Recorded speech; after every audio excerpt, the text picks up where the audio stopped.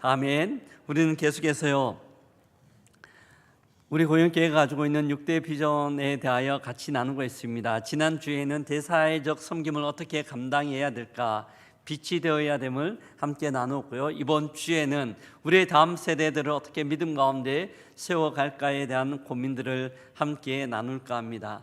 제가 얼마 전이었어요, 한 통계 자료를 보고 깜짝 놀란 적이 있습니다. 네, 작년 한 해 동안 우리나라 사교육 시장, 사교육비에 얼마나 많이 지출했는가를 통계를 냈는데요, 무려 27조나 되는 돈이 사교육을 위해 지출되었다고 들었습니다. 그 통계에 나와 있었어요. 별로 안 놀라시는 것 같은데 27조가 별로 큰 돈이 아닌 것처럼 생각되는 것 같습니다. 엄청난 돈이에요. 이런 엄청난 돈을 사람들이, 각 가정이 지불하는 이유는 우리 아이들이 조금 더 좋은 대학, 조금 더 좋은 직장, 그래서 남들보다는 조금 더 안정된 삶들을 살아가기 위한 부모들의 바람에서 나오는 모습, 결과일 거라 생각합니다. 지역마다 조금 차이는 있지만 분위기는 비슷한데, 그런 분위기는 비슷해요.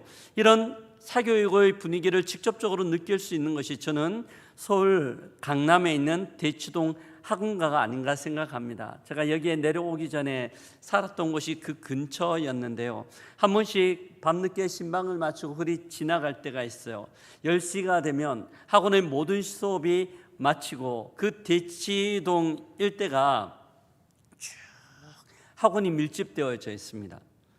수업을 마치고 아이들이 나오는데요, 마치 개미떼들이 그 개미굴에서 쭉 나오는 것처럼 아이들이 빼곡하게 나옵니다.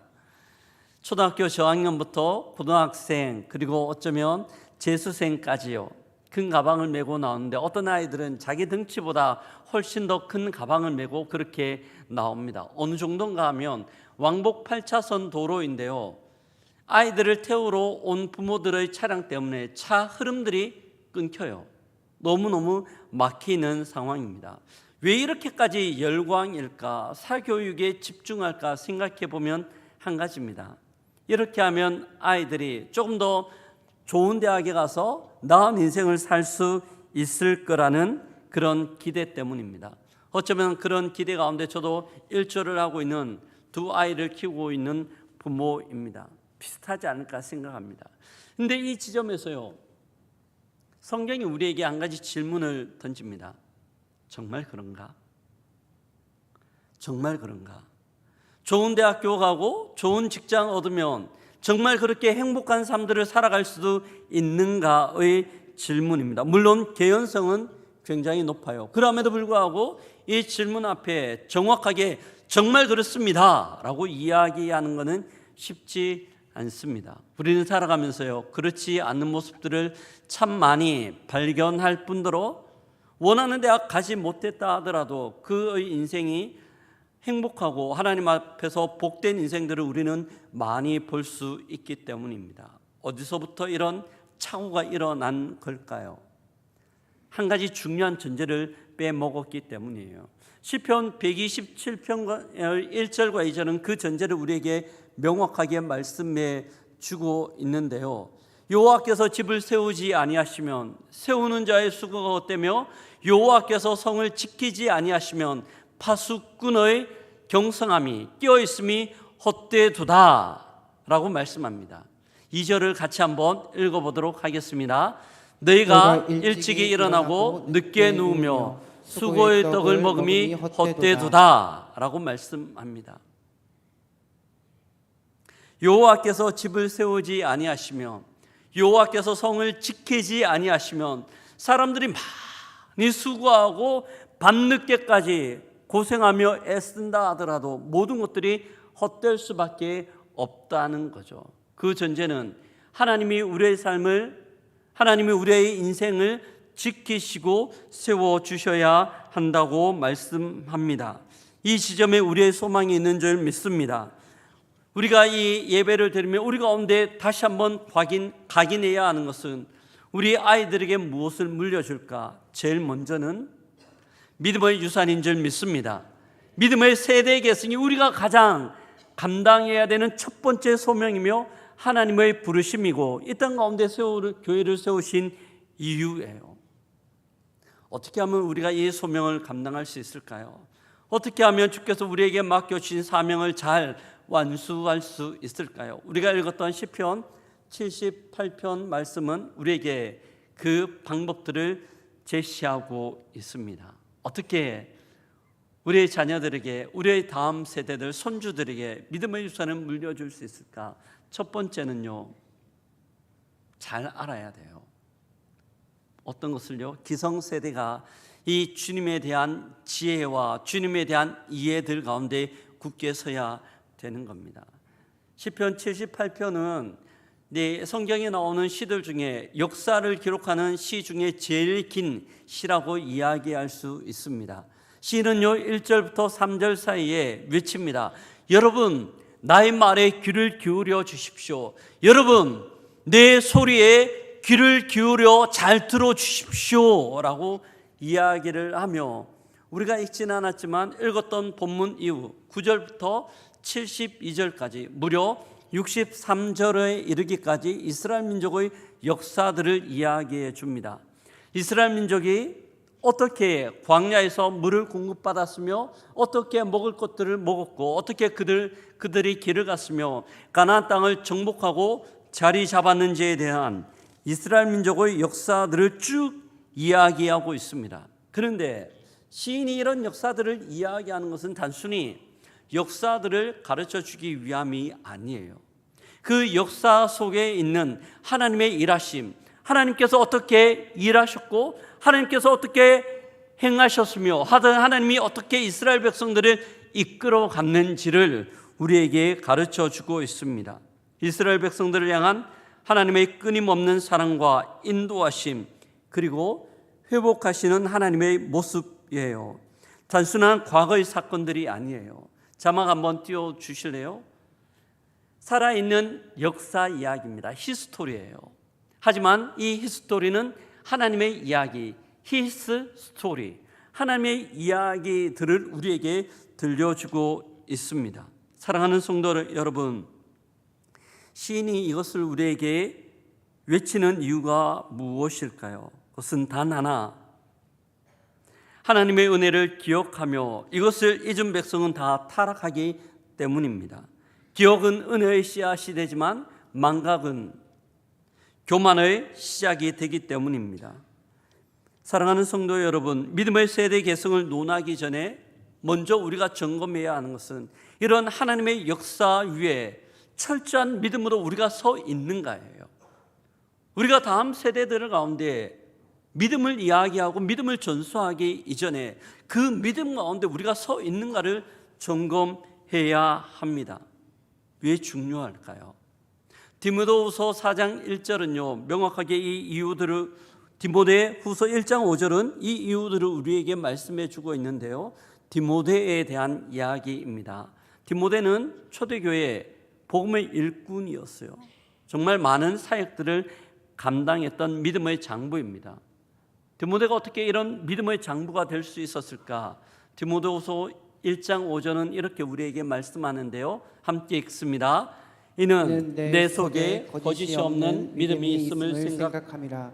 이 믿음은 먼저 내 외조모 로이스와 내 어머니 유니게 속에 있더니 내 속에도 있는 줄을 확신하노라. 아멘. 거짓이 없는 믿음이 있음을 생각함인데요, 이 믿음은 어디서부터 출발하는가? 외조모 루이스와 내 어머니 유니게 속에, 외할머니 로이스와 어머니 유니게 속에 있었던 겁니다. 디모데는 어릴 때부터 외할머니의 신앙과 어머니의 하나님을 향한 모습들을 보았던 것이죠. 그리고 그 토대 위에, 그 믿음 위에 서 있는 겁니다. 사랑하는 여러분, 어떻습니까? 이 명확한 믿음 위에 우리는, 저는 또한 여러분은 그 믿음 위에 굳건하게 서 있습니까? 이것은요 회피할 수 없는, 정직하게 직면해야 되는 성경이 우리에게 던져주는 질문이에요. 특별히 믿음의 세대 계승을 논할 때 우리가 꼭 점검하고 살펴봐야 하는 모습입니다. 우리는 그렇게 서 있는가 하는 질문이에요. 특별히 이 질문은요 30대, 40대 세대들을 향하여 던지는 질문이기도 합니다. 왜 이렇게 질문하냐 하면 30대, 40대가 우리 주일학교 아이들을 기르고 있는 부모 세대이기 때문입니다. 그런데 가장 취약한 세대이기도 하기 때문이에요. 한 기독교 연구조사기관에서 조사하여 발표한 자료입니다. 서울에 있는 아주 큰 대형 교회 30대, 40대 성도들을 향하여 설문조사를 하나 했습니다. 여러분들은 주말이 되어 캠핑과 예배의 선택 가운데 어떤 것들을 선택하시겠습니까? 그 교회 다니는 30대, 40대 성도들을 향한 설문이었어요. 내 충격적이게도 60% 정도의 사람들이 캠핑을 선택했습니다. 놀랍죠?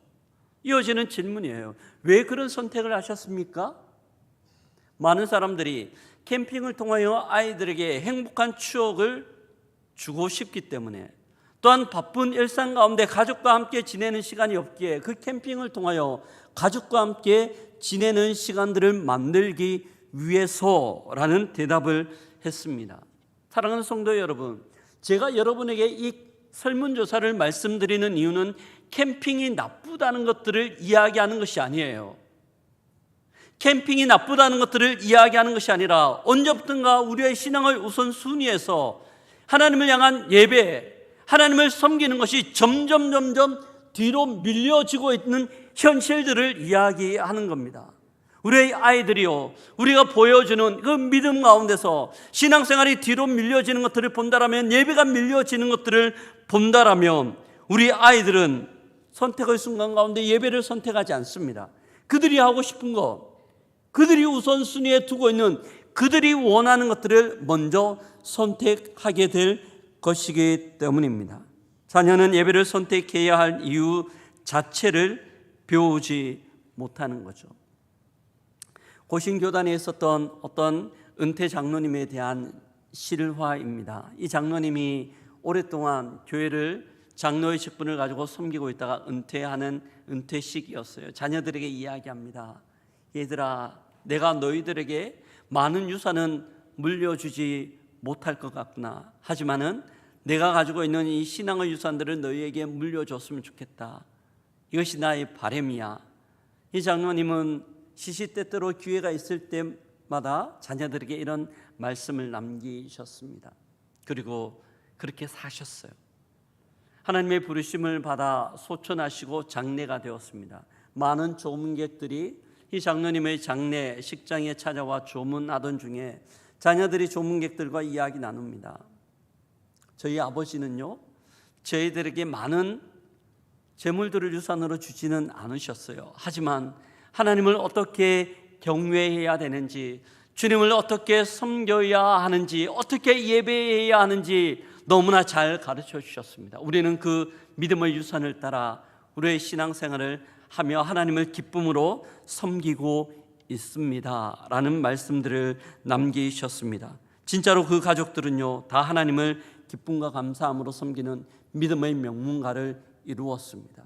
사랑하는 성도 여러분, 우리는 우리의 자녀들에게 무엇을 물려주어야 할까요? 아니, 그 믿음의 유산을 물려주어야 하는 것이 정답인데, 그 믿음의 유산을 물려주어야 한다는 말을 하기 전에 우리는 어떻게 서 있습니까? 여러분은 어떻게 서 있습니까? 저는 어떻게 서 있습니까? 정직하게 이 질문에 대답해야 합니다. 저는 아이들에게 믿음의 유산을 물려주기 위하여 하나님을 향한 신앙 가운데 서 있습니다.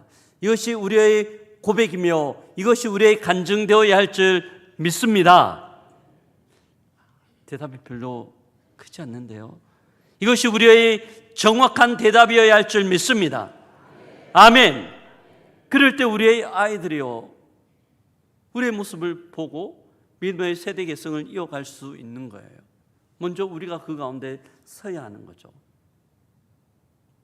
이렇게 우리가 서고 난 이후에 두 번째 우리가 해야 되는 것은 무엇인가? 그들과 이 믿음들을 함께 이야기하며 나누어 주는 겁니다. 우리가 해야 되는 것은요, 우리가 믿음의 반석 위에 서고 난 이후 우리가 믿음 가운데 살아가는 신앙의 모습들을 우리의 자녀들과 함께 나누는 거예요. 시인은 4절에서 우리에게 이런 말씀을 함께 하고 있는데요. 같이 읽어보도록 하겠습니다.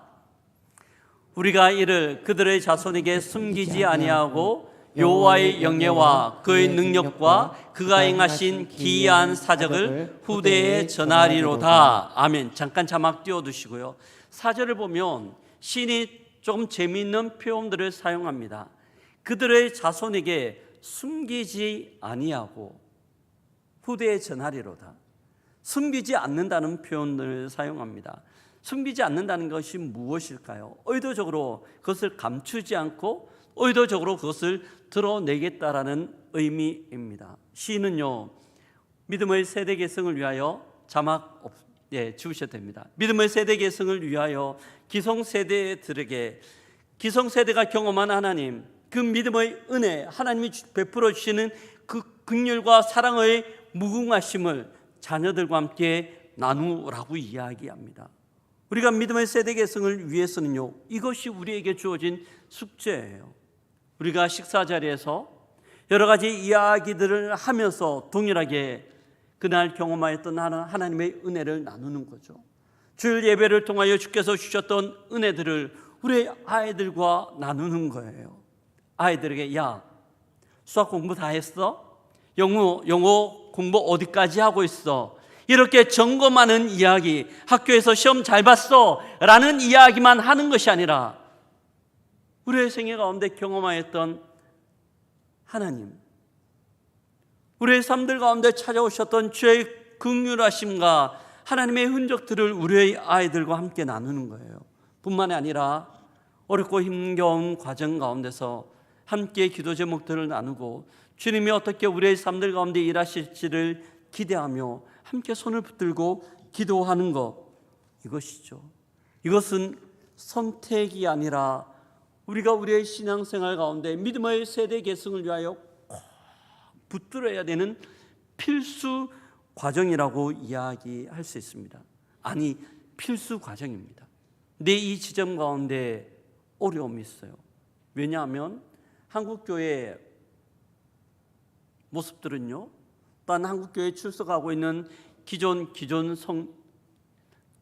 성도들은 이 부분에서 자녀들을 향한 신앙 교육에 있어 부모는 마치 삼자라고 생각하는 경향이 있기 때문입니다. 목사님, 우리 아이들 주일학교 보내면 주일학교 선생님들이 신앙 다 가르쳐 주지 않나요? 우리 전도사님, 주일학교 교육자들이 예배를 통하여 다 가르쳐 주지 않나요? 라고 이야기하며 그 자리에서 은근슬쩍 자기는 빠지려고 하는 마음들을 가지고 있다는 거죠. 일주일이 168시간입니다. 근데 그 168시간 가운데 아이들이 교회에 있는 시간이 얼마 정도 될까요? 얼마 정도 될까요? 짧으면 예배 드리는 1시간, 길어봤자 1시간 30분이에요. 이 아이들이 일주일에 168시간 가운데 교회에 있는 시간은 1%를 채 넘기지 못합니다. 근데 1%를 채 넘기지 못하는 시간으로 아이들의 신앙교육을 다 완전히 해줄 수 있다고 이야기하는 것은 너무나 과한 기대 아닌가요? 너무나 과한 기대 아닌가요? 대부분 아이들이 지내는 시간들은 학교 아니면 집에서 지내고 있습니다.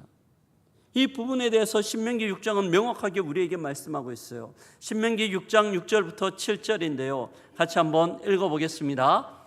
오늘 내가 내게 명하는 이 말씀을 너는 마음에 새기고, 7절입니다. 내 자녀에게 부지런히 가르치며 집에 앉았을 때든지 길을 갈 때든지 누워 있을 때든지 일어날 때든지 이 말씀을 강론할 것이나, 내 자녀에게 부지런히 가르치며 집에 앉았을 때든지 길을 갈 때든지 누워 있을 때든지 일어날 때든지. 뭘 이야기하는 거예요? 일상의 삶들 가운데서, 살아가는 삶의 모든 환경 가운데서 아이들에게 부지런히 가르칠 것들을 우리에게 권면하고 있습니다. 사랑하는 성도 여러분, 다음 세대는 누구에게 신앙을 배울까요? 이 질문 앞에 우리는 정직해야 합니다. 내가 살아가는 모습으로, 나의 우선순위로, 가치관으로 예배의 자리와 기도의 시간을 통해 자녀들에게 우리는 신앙을 물려줄 수 있는 거죠. 제가 서울에서 사역할 때 탈북민들을 돕는 사역을 했던 경험이 있습니다. 북한에서 탈북하여 한국으로 들어온 탈북민이 한 3만 명을 조금 넘는 숫자일 거예요. 그들이 전국에 흩어져서 생활하고 있는데 제가 섬기던 교회에 그 탈북민들이 한 100여 명 정도 출석하고 있었습니다.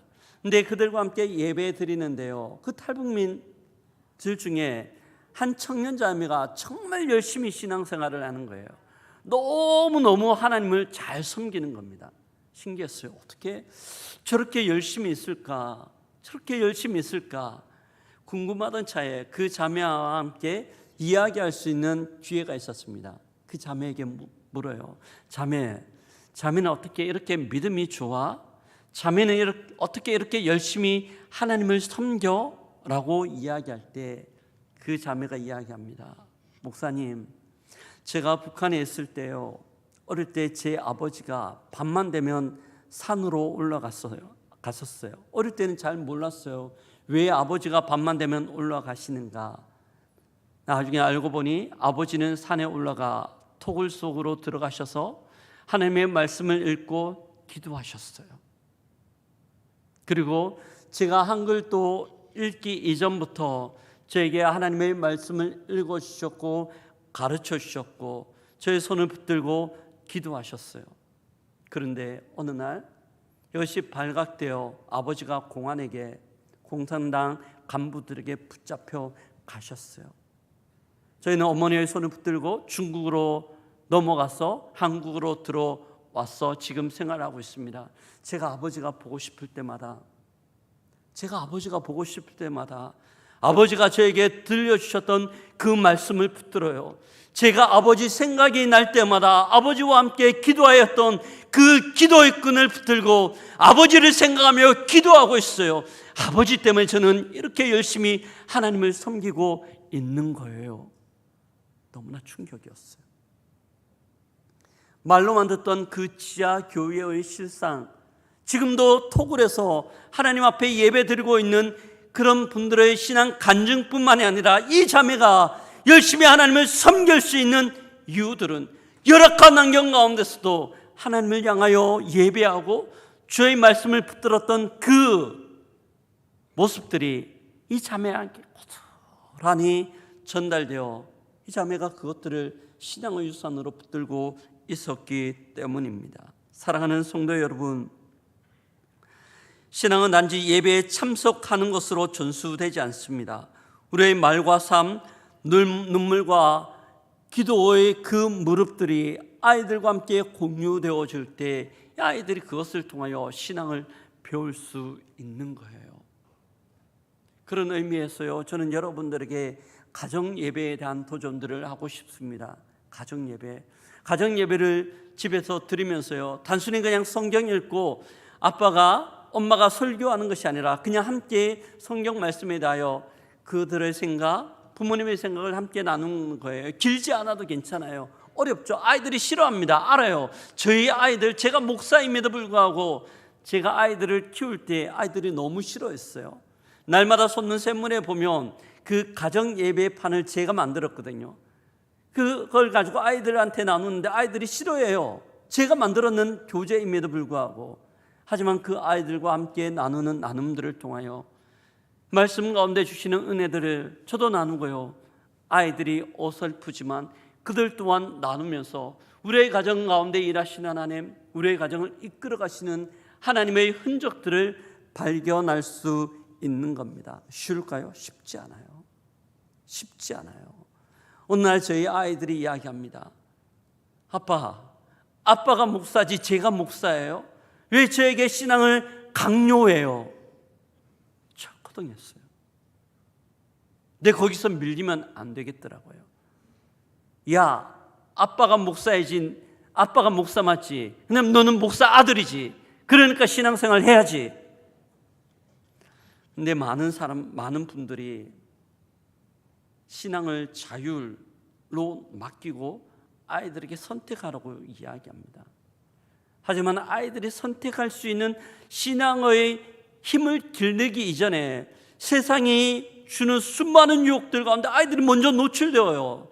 그들의 생각들은 이미 세상에 던져주는 수많은 신들의 논리 가운데, 과학이라는 것들 가운데 먼저 그들의 생각을 뺏기기 때문에 신앙을 선택할 수 있는 힘이 없어요. 우리가 보여주어야 하는 거죠.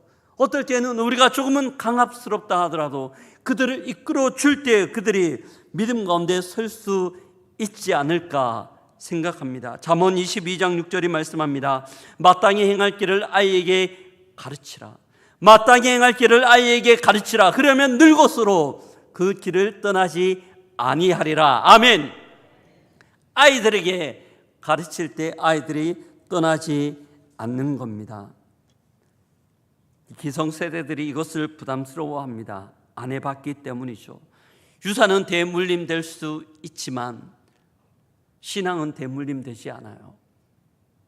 아이들에게 많은 재산은 물려줄 수 있지만 우리의 신앙은 호락호락하지 않아요. 우리가 본을 보이고 우리가 아이들하고 같이 나눌 때 이것이 아이들에게 신앙의 유산이 되어 우리가 만났던 그 주님을 이 아이들 동안 만나며 믿음의 세대로 일어서게 될 줄 믿습니다. 우리가 어떤 자세를 취하는가 어렵지만 거기에 달려져 있는 거죠. 시인은 우리에게 이야기합니다. 나누라고. 계속해서 나누라고 이야기합니다. 그 마지막이에요. 어떻게 또한 우리는 해야 될까요? 이 나누기 위해 우리 가운데 필요한 것이요, 결단하는 겁니다. 어떤 결단일까요? 투자에 대한 결단입니다. 하나님의 은혜를 기억하고 그 은혜를 자녀들과 나누기 위해서는 우리는 많은 것들을 투자해야 됩니다. 신앙 안에서 실제적인 투자라고 할 수 있습니다. 많은 분들은 그런 질문을 합니다. 왜 요즘은 믿음의 세대가 잘 일어나지 않습니까? 라는 질문들을 종종 합니다. 왜 그럴까요? 그만큼 투자하지 않기 때문 아닐까요? 우리가 아이들을 위하여 좋은 대학 보내기 위해서는 학원 가운데 참 많은 돈을 투자합니다. 참 많은 시간들을 투자해요. 그런데 아이들의 신앙교육을 위하여 얼마만큼 우리는 우리의 재정을 투자하고 우리의 시간과 우리의 에너지들을 투자하고 있습니까? 스스로에게 던지는, 우리에게 던지는 질문입니다. 어떤 분들은 그런 이야기합니다. 수련회 가려고 하는데, 교회 수련회 가는데 무슨 수련회 예배가 이렇게 비쌉니까? 채 5만 원이 넘지 않는 수련회 회비인데 비싸다고 컴플레인을 하는 분들이 있습니다. 믿음의 세대 개성을 위하여 우리 가운데 필요한 것은 투자예요. 우리 아이들에게 신앙을 위한 시간을 투자하고요, 우리의 에너지들을 투자해야 합니다. 사랑하는 성도 여러분, 지금 우리 아이들은요, 동성애, 마약, 무신론, 쾌락주의, 이 모든 것들이 우리 아이들을 정조준하고 있어요. 수많은 거대한 파도가 이 아이들을 덮치기 위하여 몰려오고 있습니다. 어떻게 해야 할까요? 믿음의 방주들을 만들어야 하는 줄 믿습니다. 믿음의 방주들을 만들어 그 방주 안에 우리 아이들을 태워야 되는 거죠. 근데 방주들을 만들기 위해서는 많은 시간도 필요하고 재정적 투자도 필요한 거예요. 그럴 때 아이들이 보호받을 수 있기 때문입니다. 어떻게 투자해야 됩니까? 아이들과 함께 기도하는 시간들을 내세요. 아이들이 잠들기 전 손을 붙들고 한번 기도해 주세요. 학교 가려고 할 때 잠깐 머리에 손을 얹고 주께서 우리에게 주신 축복권을 따라 축복해 주세요. 그 축복이 아이들을 떠나지 않고 그들의 인생을 지키며 그들의 삶들을 주님 앞에서 온전케 하실 줄 믿습니다. 가정 예배를 드리며 식사 자리에서 아이들 향해서 은혜를 함께 나누시면 되는 겁니다. 이것이 우리가 투자해야 되는 겁니다. 이런 투자와 함께 교회가 감당해야 되는 역할이 있어요. 교회는 아이들을 향하여 투자해야 됩니다. 투자하기 위해서는요, 지금 상황에 대한 시급성을 우리는 느껴야 되는데요, 한국 사회는 저출산 사회라고 이야기합니다. 고령화 되어 가고 있죠. 익산을 한번 볼까요? 얼마 전까지만 하더라도 30만이 훌쩍 넘었어요. 전라도에서 세 번째 도시였습니다. 지금 익산은요 27만이 채 되지 않습니다. 아이들이 줄어가고 있어요. 이 교회 가운데도 고스란히 이 모습들이 나타나는데요. 익산에 보면 수많은 교회들이 주일학교가 없습니다. 주일학교를 열고 싶은데 아이들이 없기 때문이에요. 우리 고영교회 제법 큰 교회예요. 예외일까요? 그렇지 않아요. 여러분, 우리 유아부 만으로 0세부터 3세까지 한국 나이로 1살부터 4살까지 모이는 예배인데요. 몇 명 예배 드릴까요? 몇 명 예배 드린지 아십니까? 평균이 8명에서 9명이에요. 유치부 5세부터 7세까지 아이들 예배 드립니다. 몇 명 예배 드릴까요? 많으면 13명입니다. 많으면 13명. 저는 담임 목사로서 너무나 위급함을 느낍니다. 담임 목사로서 위기감을 느껴요. 이 아이들이 이렇게 자라 6년 뒤에 초등학생이 됩니다. 우리 초등부는 수명이 채 되지 않아요. 12년이 되어 이 아이들이 중고등부를 형성하면요, 중고등부 15명 내외가 모여 예배 드릴 거고, 초등부는 아마 초등학생은 10명 정도만 예배 드릴 겁니다. 이게 우리가 가지고 있는 상황이에요. 우리는 다시 한번 이 시급성과 긴박감을 가지고, 지금이 골든타임이기 때문에 우리 주일학교를 위하여 투자해야 됩니다. 지난 당회 때 이야기했는데요, 우리 당회에서 우리 아이들 가운데 어떻게 투자할까, 우리 아이들, 청소년 아이들이 마음껏 뛰놀 수 있는 풋살장을 옥상에 지으면 어떨까라는 의견이 나왔습니다. 검토하고 7월달 당회 때 구체적으로 논의할 거예요. 이 풋살장을 통하여 동네 아이들이 교회로 왔어요. 마음껏 행복하게 뛰어놀게 하면 어떨까? 여러분 어떻습니까? 별로입니까? 여러분 어떻습니까? 너무 좋을 것 같아요. 우리 유치부하고 유아부를 보면요, 우리 유치부실하고 유아부실 있어요. 교회가 입당한 지 15년을 넘었습니다. 근데 15년 동안 그 모습이에요. 아이들이 예배 드리는 장소인데요, 여기가 유치부실인지 유아부실인지 앞에 있는 편말 가지고만 구분하지, 들어가 보면 기성세대들이 모이는 장소처럼 느껴져요. 저는 돈을 좀 들이더라도 이 장소를 리모델링하면 어떨까 싶어요. 아이들이 들어왔을 때 야! 감탄사를 연발하고 예배가 마쳤는데도 이 장소가 너무 좋았어요. 집에 가지 않으려고 떼를 쓰는 이런 고영교회가 되기를 주의 이름으로 축복합니다. 아이들이 교회를 통하여 기쁨을 회복하고, 교회 가면 행복한 장소, 교회 가면 즐거운 장소, 교회는 가고 싶은 장소, 그렇게 인식된다라면, 그것이 그들의 신앙의 DNA 가운데 각인된다라면, 잠시 잠깐 방황할 수도 있지만 그들의 신앙 DNA 가운데 각인된 이 기억들 때문에 다시 한번 교회에 나와 예배 드릴 수 있는 그런 다음 세대가 될 줄 믿습니다. 우리가 결단해야 하는 것은요, 다음 세대들을 위한 투자예요. 이런 위기의식 때문에 제가 부임하고 나서요, 3040 세대 모임을 만들었습니다. 왜 만들었을까요? 이 3040 세대 아이들이 주일학교 아이들이거든요.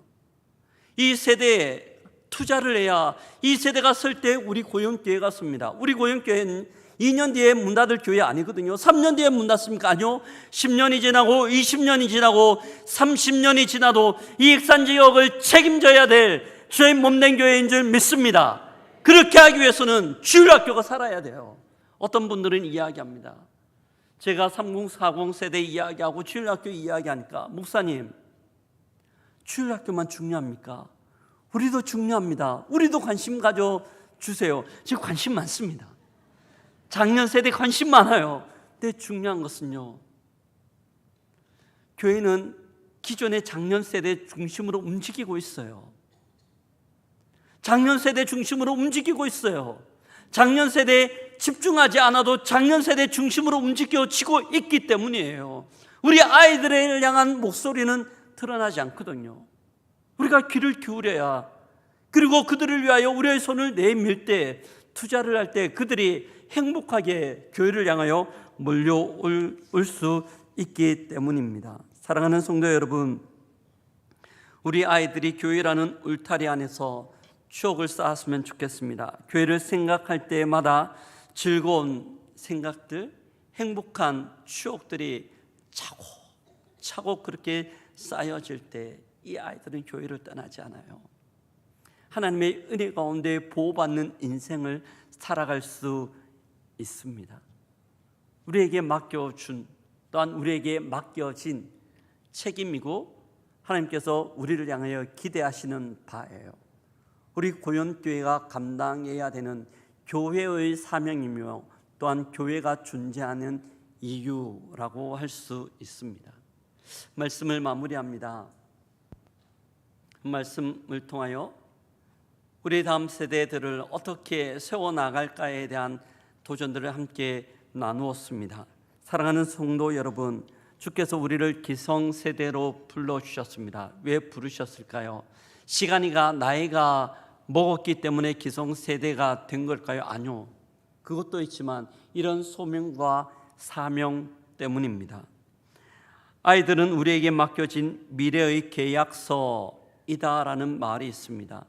그 아이들을 어떻게 우리가 돌보는가에 따라 우리의 다음 미래가 책임져 있기 결정되기 때문입니다. 우리는 우리 자신에게 정직하게 물어야 합니다. 나는 무엇을 물려주고 있는가? 우리는 무엇을 물려주고 있는가? 이 질문에 정직하게 믿음으로 고백할 수 있다면 우리의 다음 세대, 우리의 가정, 우리의 자녀들은 하나님 앞에서 믿음의 세대로 일어설 줄 믿습니다. 그 소명 감당하여 주께 영광 올려드리는 우리 모든 고연의 가족들과 고연교회 되기를 주의 이름으로 축복합니다. 아멘. 아멘. 옆에 분들하고 한번 그렇게 고백할까요?